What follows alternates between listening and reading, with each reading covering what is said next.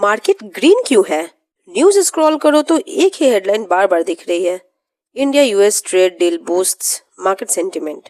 पर सवाल ये है, क्या यह सिर्फ न्यूज का जोश है या सच में इस डील से इंडिया के इकोनॉमी और मार्केट्स को कुछ फायदा होगा? के फिनटॉक्स पे हम इस डील को सिंपल, प्रैक्टिकल और बिना हाइप के समझेंगे। इंडिया और यूएस दुनिया की दो बड़ी इकोनॉमिक्स है। जब इन दोनों के बीच ट्रेड कॉर्पोरेशन स्ट्रांग होता है तो उसका इम्पैक्ट सिर्फ एक्सपोर्ट्स इंपोर्ट्स तक ही लिमिटेड नहीं रहता, मार्केट्स का मूड भी चेंज हो जाता है। रिसेंट डेवलपमेंट्स के बाद इन्वेस्टर्स को लग रहा है ट्रेड टेंशन कम हो सकती है, बिजनेस अपॉर्चुनिटीज बढ़ सकती है, long term economic partnership strong हो सकती है।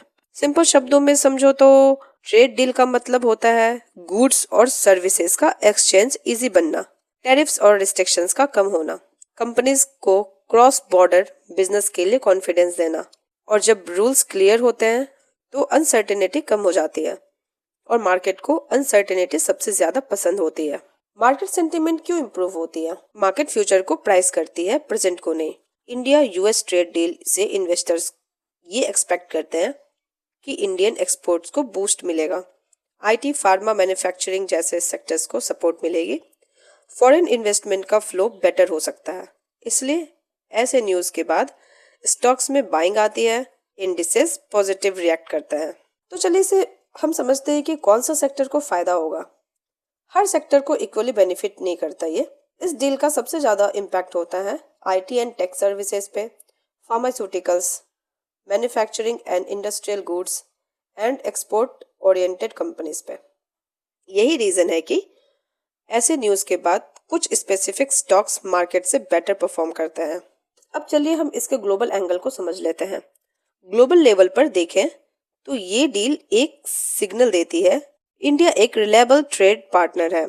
सप्लाई चेन डाइवर्सिफिकेशन में इंडिया का रोल स्ट्रांग हो रहा है। यूएस कंपनीज के लिए इंडिया अट्रैक्टिव मार्केट बनते जा रहा है। ये सब चीजें लॉन्ग टर्म ग्रोथ स्टोरी को सपोर्ट करती है। पर यहाँ एक इम्पॉर्टेंट वार्निंग, हर ट्रेड डील तुरंत ग्राउंड लेवल पर रिजल्ट नहीं लाती। मार्केट का शॉर्ट टर्म रिएक्शन कभी कभी ओवर ऑप्टिमिस्टिक हो सकता है। एक्चुअल फायदे तब होते हैं जब डील्स इंप्लीमेंट हो, कंपनीज के नंबर्स इंप्रूव हो और अर्निंग्स में इम्पैक्ट दिखे। अब कॉमन इन्वेस्टर्स के लिए सबसे इम्पोर्टेंट सवाल, मुझे क्या करना चाहिए? मार्केट रैली देखकर एफओएमओ मत करो, एसआईपी और लॉन्ग टर्म इन्वेस्टिंग पे फोकस करो। सेक्टर स्टोरी के साथ कंपनी फंडामेंटल्स भी जरूर चेक करो। और यहाँ पे ध्यान देने वाली बात है, न्यूज एक ट्रिगर होती है लेकिन पैसा डिसिप्लिन और पेशेंस से ही बनेगी।